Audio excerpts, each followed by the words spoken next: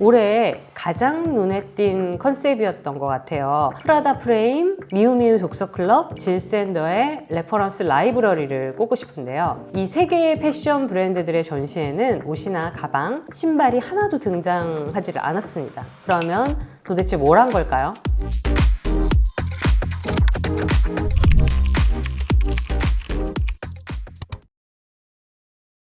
안녕하세요. 전은경의 경험사치입니다. 제가 지난 4월 셋째 주에 이탈리아 밀라노에 다녀왔는데요. 거기 왜 갔느냐? 바로 세계 최대의 디자인 축제라고 불리는 밀라노 디자인 위크가 열렸거든요. 매년 4월이면 디자인을 테마로 전 세계에서 2,000여 개의 기업과 브랜드가 참여를 하고 또 전 세계에서 100만 명 넘게 이 기간에 밀라노를 찾습니다. 행사는 크게 두 가지로 나눌 수가 있어요. 우리나라로 치면 코엑스 같은 초대형 전시장인 피에라 밀라노라는 전시센터가 있거든요. 시내에서 한 20-30분 떨어진 밀라노 외곽에 있고요. 가구 브랜드만 모여서 전시를 할 수가 있습니다. 그래서 이것의 이름이 살로네 델 모빌레, 디자이너, 딜러, 가구 제조사 같은 가구 전문가들이 가는 행사라고 생각을 하시면 될 것 같아요. 물론 그냥 가셔도 돼요. 그리고 오늘날 우리가 주로 얘기하고 시내에서 브랜드 전시가 많이 열린다더라 라고 말을 흔히 하는 게 푸오리 살로네라는 행사거든요. 장외 전시라고 생각을 하시면 됩니다. 장외 전시라는 말처럼 정말 밀라노 시내 곳곳에서 다양한 이벤트랑 전시가 끊임없이 열리거든요. 해마다 참여하는 브랜드가 점점 늘어나면서 이 전시가 열리는 시내 스폿들도 계속 늘어나고 있는 상황이에요. 우리로 치면 홍대, 성수동, 한남동 이런 곳에서 존별로 지역에 맞는 성격에 따라서 전시가 열린다고 상상을 하시면 됩니다. 재밌는 거는 인테리어나 가구 중심이던 초창기와는 달리 최근엔 전혀 상관없는 브랜드들이 아주 많이 참여하고 있다는 거예요. 패션, 식음료, 가전, 심지어 IT나 자동차까지 업종을 가리지 않고 도시 곳곳 특별한 장소에서 전시와 이벤트를 엽니다. 이쯤 되면 밀란 디자인 위크가 내노라 하는 브랜드들의 팝업 올림픽이 아닌가 싶을 정도예요. 10몇 년 넘게 밀라노 디자인 위크를 찾는 저 역시 이제는 디자인만 보는 게 아니라 브랜드 행사에 주목을 합니다. 이런 의미에서 오늘은 2026년 밀라노 디자인 위크에서 발견한 새로운 브랜드와 전시 그리고 팝업의 흥행 방정식에 대해서 알아보도록 하겠습니다. 직업적으로 저는 짧은 기간 동안 전시를 굉장히 많이 보긴 하거든요. 행사장만 한 50개 정도 갔고요. 전시만도 한 200-300개 정도는 본 것 같아요. 그럼에도 불구하고 꼭 기억에 남는 전시가 있어요. 그리고 물론 저 나름대로의 그 전시 보는 노하우 같은 것들이 좀 있거든요. 올해는 특히 컨셉의 진검승부의 장이었는데요. 세 가지로 경향을 분류해 볼 수가 있습니다. 패션 브랜드들의 지적인 텍스트입 경쟁, 이 시대의 새로운 패션이 된 푸드, 변치 않은 헤리티지라는 축적의 힘을 꼽을 수 있을 것 같아요. 올해 가장 눈에 띈 컨셉이었던 것 같아요. 프라다 프레임, 미우미우 독서클럽, 질 샌더의 레퍼런스 라이브러리를 꼽고 싶은데요. 이 세 개의 패션 브랜드들의 전시에는 옷이나 가방, 신발이 하나도 등장하지를 않았습니다. 그러면 도대체 뭘 한 걸까요? 먼저 질 샌더는 올해 스페인의 라이프스타일 인테리어 매거진인 아파르타멘토와 함께 60권의 책을 선보였어요. 질 샌더의 크리에이티브 디렉터인 시모네 벨로티, 영화감독 소피아 코폴라, 평론가죠. 한스 울리 오블리스트, 셀린송, 제스퍼 모리슨 같은 굉장히 유명한 디자이너, 건축가 이런 크리에이터들에게 영감을 준 책을 한 권씩 추천을 받아서 60권의 라이브러리로 완성한 컬렉션인데요. 전시를 입장할 때는 흰 장갑을 받습니다. 그 장갑을 끼고 라이브러리에 들어가서 직접 책을 펼쳐볼 수 있게 했는데요. 한국에서는 뮤지션 혁오랑, 이규환 작가, 가구 디자이너 김민재 님이 참여를 했더라고요. 그 다음에는 프라다는 이미 몇 년 전부터 컬렉션이나 전시라는 형태가 아니라 프라다 프레임이라는 심포지엄을 열고 있었거든요. 올해의 주제는 인사이트예요. 이미지를 어떻게 믿을 수 있냐에 관한 얘기인데 요즘처럼 AI를 많이 사용하면서 인간이 만든 것과 기계가 생성한 것 사이의 경계가 무너지고 있고 AI가 만들어낸 그런 이미지를 사실인지 아닌지 우리가 의심하는 시대를 살고 있잖아요. 이러한 시대적인 환경을 정면적으로 다루고 있습니다. 연사로는 모마의 큐레이터인 파울라 안토넬리나 케이트 크로포트 같은 사람들이 등장을 해서 하루 종일 정말 토크 세션도 하고 끝날 때쯤에 연주회도 하고 퍼포먼스도 하고 그런 행사거든요. 이 행사는 이미 2022년부터 시작을 했어요. 그리고 이런 행동을 하는 이유는 우리는 철학적이고 인문학적인 브랜드고 디자인이든 패션이든 인문학적으로 성찰을 하겠다라는 선언을 한 거예요. 그리고 프라다뿐만이 아니라 세컨 브랜드인 미우미우가 있잖아요. 미우미우는 아예 독서 클럽을 열었어요. 말 그대로 하루 종일 책을 얘기하는 토크 프로그램인데 올해의 주제를 한번 살펴봤더니 욕망의 정치였습니다. 이번 행사에서는 2022년에 노벨문학상을 받은 아니 에르노의 소녀의 이야기 그리고 아프리카 문학의 권위자인 아마타 아이두의 변화, 사랑 이야기 두 권을 다뤘어요. 소수의 사람들이 함께 토론도 하고 책도 이어가는 그런 행사였어요. 그래, 다 좋은데 왜 책이고 토론을 하고 도서관이어야 되냐? 이런 생각할 수 있잖아요. 제 생각은 이런데요. 어쩌면 패션만큼 트렌드에 민감한 분야가 없어요. 근데 지난해부터 이른바 텍스트 힙이 불고 있었는데 아주 올해 그게 제대로 구현이 된 게 아닌가. 2030에게 텍스트 힙은 나는 누구보다 지적 욕망을 가지고 문자를 읽는 그런 사람이야 라는 걸 보여주는 그런 트렌드인데 이 키워드를 패션 브랜드에서 아주 잘 뽑아낸 거죠. 올해 밀라노 디자인 위크에서 인상적이었던 두 번째 컨셉은 바로 푸드였습니다. 사실 우리가 행사장을 갈 때 푸드코트나 카페에 사람 많은 게 전혀 이상한 일은 아니죠. 그런데 올해는 아예 푸드 자체를 행사의 컨셉으로 만든 브랜드들이 꽤 있었어요. 대표적으로 눈에 띈 것은 이케아였습니다. 이케아는 푸드 포 솔트라는 전시를 선보였는데 집과 음식, 침묵과 놀이라는 것을 굉장히 잘 섞어서 기획을 한 전시라는 생각이 들었어요. 일단 행사장에 들어가면 안뜰에서는 스웨덴의 마켓 살루알이라는 것에서 영감을 받은 장터가 기분 좋게 열리고 있어요. 빵과 올리브 등을 먹을 수 있게 시식할 수 있게 해주고요. 미트볼 맛 추파춥스를 공짜로 나눠줘요. 그리고 이제 안으로 들어가면 이케아로 꾸민 방이 나옵니다. 야, 너네 집에서 오늘 파티하자 이런 느낌으로 꾸민 거예요. 그리고 그걸 보고 나오면은 잊지 않고 신상품을 홍보하는데 공기 주입식 안락의자, 소나무 흔들의자 그리고 세 방향으로 회전되는 플로어 램프 요 세 가지였어요. 제가 조명 같은 것은 살펴봤는데 가격도 너무 훌륭하고 360도로 이게 다 목이 돌아가더라고요. 출시되면 나도 하나 사볼까 이런 생각이 들 정도였거든요. 그만큼 컨셉과도 맞고 잘 만들어진 그런 제품을 선보였어요. 그리고 마지막으로 또 가장 눈에 띄었던 것은 핀란드의 라이프 스타일 브랜드인 마리메코였어요. 낮에는 아페리티브를 할 수 있는 카페를 열었고요.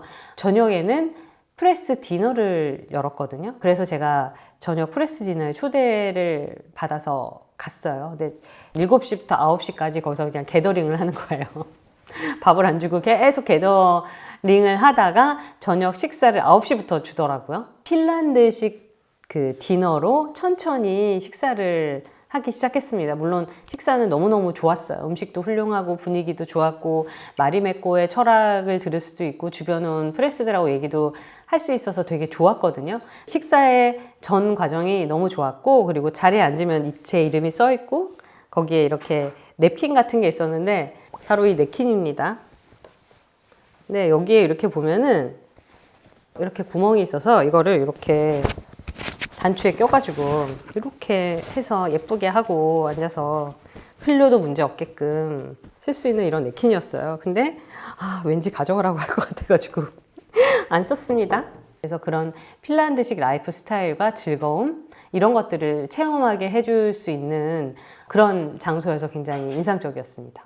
근데 이렇게 F&B, 카페, 다이닝의 형식을 빌어서 브랜드 정체성을 보여주는 거는 아마 전 세계의 다양한 고객들을 확보해야 하는 글로벌 브랜드로서는 어떻게 보면 가장 유니버설한 소재라는 생각이 들거든요. 그리고 누구나 좋아해요. 초대해서 간단한 칵테일도 마시고 음식을 먹을 수 있는 그런 행위 자체가 굉장히 따뜻하고 나를 환대해 준다는 의미잖아요. 언제나 사랑받는 소재가 아닌가라고 생각을 했습니다.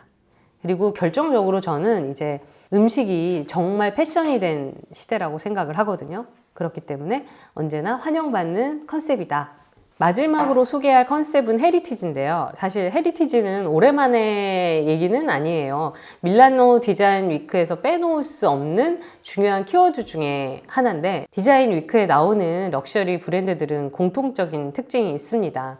그들이 가장 자부심으로 여기는 전통과 헤리티지를 여전히 보여준다는 거죠. 에르메스, 루이비통, 디올처럼 많은 브랜드들이 참여를 하는데 다 헤리티지를 강조하는 그런 럭셔리 브랜드잖아요. 어떻게 보면은 이런 브랜드들이 전시의 수준을 굉장히 높여가면서 밀라노 디자인 위크가 규모로 보나 입소문도 더 커지게 만든 중요한 원인이 아닌가 싶은 생각이 들어요. 올해 루이비통은 아르데코에서 영감을 받은 작품들을 선보였거든요. 전시를 보고 밖으로 나가면 한쪽에는 루이비통 시티 가이드 판매도 하는 형태로 책장을 운영하고 있었고요. 바깥쪽에 보면은 대형 설치물이 보이는데 거기 배경으로 뭐 셀카 찍기도 좋고, 낮에는 거기서 칵테일 파티 같은 것들이 열렸어요. 제가 앞에서 설명드린 것들이 어떻게 제가 의도한 건 아닌데 대부분 다 패션 브랜드거든요. 그리고 이런 브랜드들이 이제 패션만 하지 않아요. 대부분 매종이라고 홈 컬렉션을 다 운영을 하고 있습니다. 그러면서 자연스럽게 패션 위크가 있는데도 밀라노 디자인 위크 같은 행사에 진출해서 전시를 선보이고 커뮤니케이션을 하게 되는 것 같아요.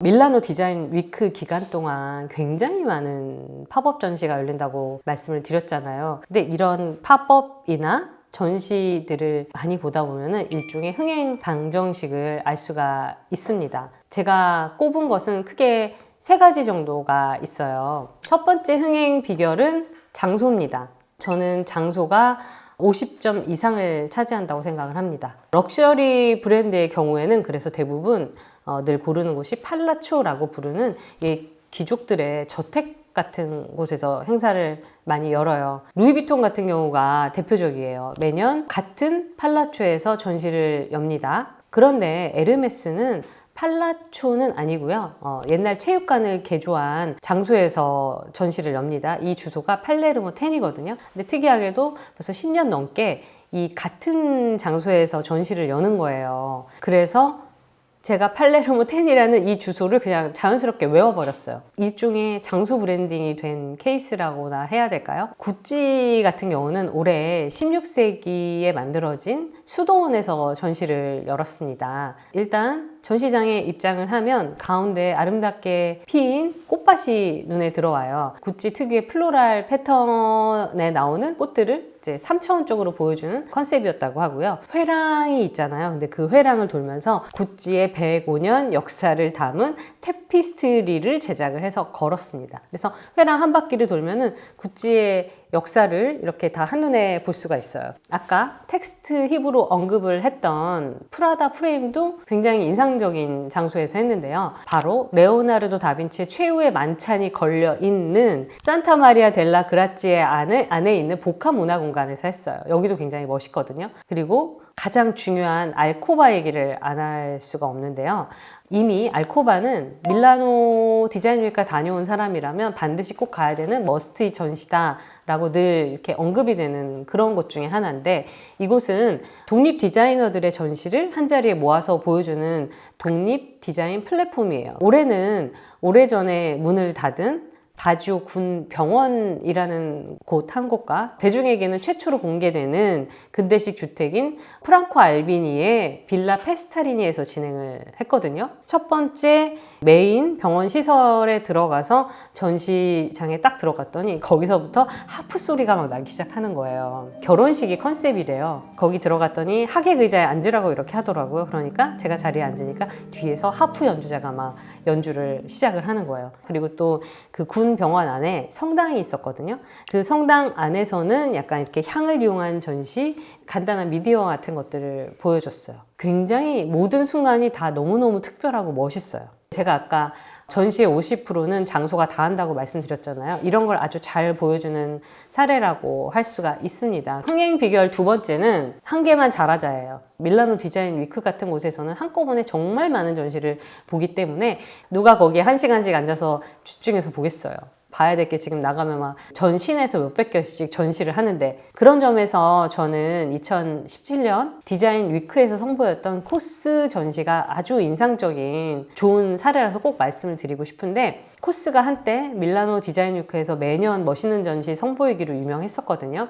근데 이때 스튜디오 스와인이라는 디자인 그룹이 있어요. 여기랑 함께 뉴 스프링이라는 전시를 진행을 했었거든요. 들어가면 굉장히 어두운 공간인데 나뭇가지 아래서 연기 공기 방울이 계속 이렇게 터져요. 장갑을 끼고 입장을 할 수 있는데 이게 의외로 연기 공기 방울이 잘 안 터지거든요. 그래서 이렇게 손으로 통통 튀기면서 가지고 놀 수 있게 하는 건데 모두가 즐거워하는 거예요. 그거 하나 때문에 잘 놀다 나가는 거예요. 코스의 물건이나 옷이나 가방은 하나도 없었지만 굉장히 좋은 경험을 갖고 나가게 하는 그런 전시였습니다.